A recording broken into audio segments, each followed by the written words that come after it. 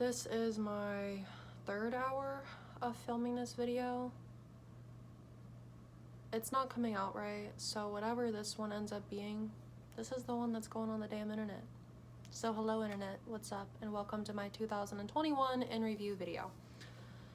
I have made one of these every year for the past 3 years. This is my 4th year doing it, and they're primarily personal. They're just a way for me to be able to kind of track my progress, see if I'm making my goals, not making my goals, that sort of thing. But I also do post them. I've had some people ask me why before, and honestly, there's no good reason. I think it's important to share your struggles with others. Maybe they relate, maybe they don't, I don't know. But it really is just done in the spirit of me being open and honest about my life. Not that anyone cares. That's also a bold assumption to assume anyone gives a shit about watching this, which probably nobody does. But I digress. That's not the point. There's really one big point about 2021 that I want to address, and honestly, it's pretty personal and pretty embarrassing to talk about. It's something that I've never talked about with anyone before, but the main point of it is don't let anyone in your life or maintain a presence in your life who isn't good for you. And this is a lesson that I've really been learning over the past couple years. I don't know if any of my friends who might watch this really picked up on it, but in the past couple years, like 2020, 2019, 2020, I was really withdrawn from a lot of people. And I didn't really connect with my friends the way that I wish I had.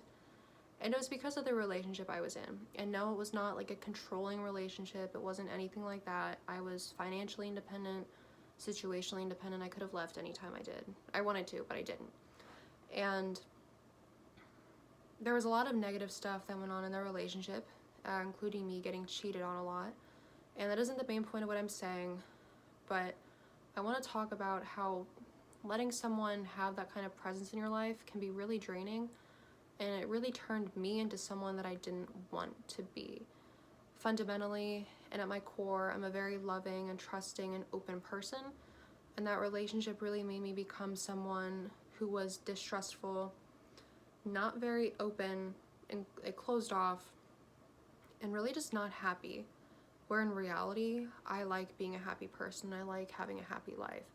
And so seeing myself go through that change over the past couple years and looking back and knowing that I spent almost 2.5 years being miserable and really unhappy is tough to talk about. You know, ideally and realistically, relationships should be a source of happiness and support.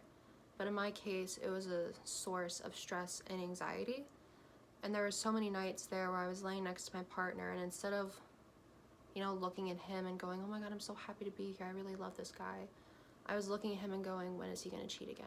Or when am I gonna get hurt again? Not physically, like emotionally hurt. And that was tough because I don't know, it's really difficult to explain, but it's embarrassing to talk about because I never told this stuff to anyone. I never let anyone in, know what was going on. But I feel like it's kind of on me because there was no good reason for me to stay in the relationship besides the fact that I love this guy and was trying so hard to make this relationship work when ultimately you can see he was not about making it work. I was fooling myself. I was lying to myself.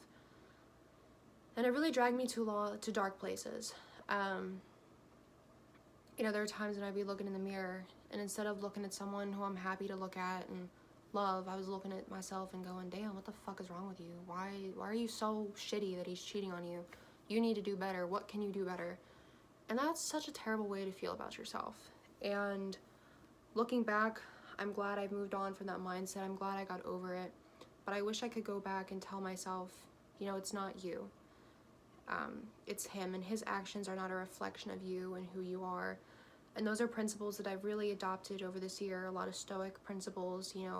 We can't change what happens to us, but we can control how we react to it. And applying that to that situation really allowed me to leave the situation because I stopped looking at it as what am I doing wrong, but I really shifted my state of mind to I don't know what you're doing, but I'm going to control what I do. And that ultimately led to me leaving the relationship. And since leaving the relationship, there's been a huge weight that's been lifted off my shoulders. One, because I don't go to bed at night worrying about what someone is doing or who they're with. I don't worry about the next time I'm going to get my trust betrayed. I don't worry about anything like that. All I have to do is worry about me, and that's really refreshing. And ultimately, too, it became like this twisted game because it started getting turned on me for not trusting him because of the cheating. You know, it started becoming, well, you don't trust me, so I can't trust you. And it led to me being a bad guy when I didn't fucking cheat. It wasn't me. Sorry, you can probably tell it pisses me off still, but I don't know. It was a lot. And so anyways, after basic training, and when I was graduating to basic training, some more shady stuff started to happen. And I was like, you know what, dude, I literally just cannot do this anymore. I don't know what you're doing. I don't want any part of it. It's too much for me. I'm on a different path now, and I cannot have this bullshit in my life. And so I ended the relationship and moved on. And it's been wonderful. And so the biggest thing I'm trying to stress here is that if you're in a situation where you're being led to doubt yourself or question yourself, I really implore you to look at that situation and really see if it's something that's good for you. Now, there's a difference between having someone give you constructive criticism and telling you things you can do to like work on yourself versus someone literally tearing apart who you are and making you feel like shit about being a good person. Because that's what happened to me, and it took me to dark places for a really long time. I withdrew from my friends, I withdrew from family. I started questioning like my career goals. Like I started trying to alter what I was doing on the day-to-day so I could put myself in a more peaceful situation, and it was terrible.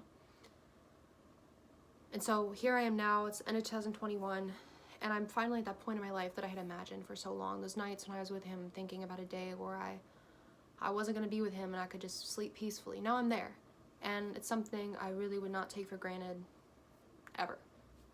So that being said, and moving on from that topic, 2021 also allowed me to meet some of the most wonderful people I've ever known in my life, and I can 100% say I have the absolute pleasure of knowing. Especially in basic training, I met some wonderful people that were incredibly inspiring. Even one of my closest friends now, I'm not going to drop names or anything, but she had a lot of struggles in basic training, physically, not mentally more so, but a lot physically. But seeing her push through that pain and push through her, like literally seeing her tears running down her face while doing some of this shit, like what a badass fucking person, right? Like that's just so impressive to me. And so seeing people like that in my life now is beyond inspirational and keeps me motivated, because I feel like I'm in a community with people that are so motivated and so dedicated to what they do that it's truly phenomenal.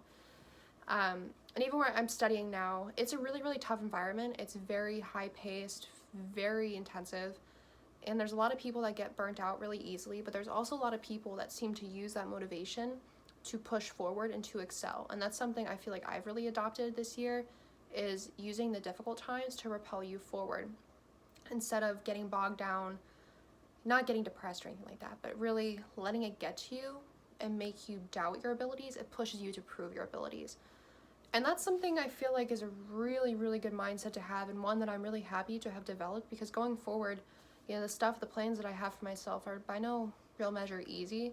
And I feel like it's great now to really hone in on these skills and this mental agility to be able to face that in the future. So going forward into 2022, that's something I really want to continue working on, is really my mental agility and my mental strength. And I have embarked on several things this year that I feel are helping that. One thing I've started is Toastmasters, which deals with public speaking. I was not a very good public speaker, and I'm still not amazing by any means, but it's something I really wanted to improve in myself. So doing that is trying to prove to myself, hey, you know, if you work on something, you're going to get better at it. So you probably will see me on Instagram here in the future, probably posting some speeches and stuff like that I work on, because I like it, and why not? It's my Instagram, right? Sorry if it's stupid. 2, I've really gotten into resiliency and stoicism. I think they are really valuable tools to have in your mind. Like I mentioned before, stoicism is the general principle, the idea of I cannot control what happens to me, but I can control how I react. And like I said, that is something that I really adopted this year in every aspect of my life. I used to be not obsessed, but if I could not control something, it made me really unhappy. And it was a great source of stress for me in a lot of aspects of my life, including my past relationship, like I talked about. But now going forward, all I really care about is having control of what I do.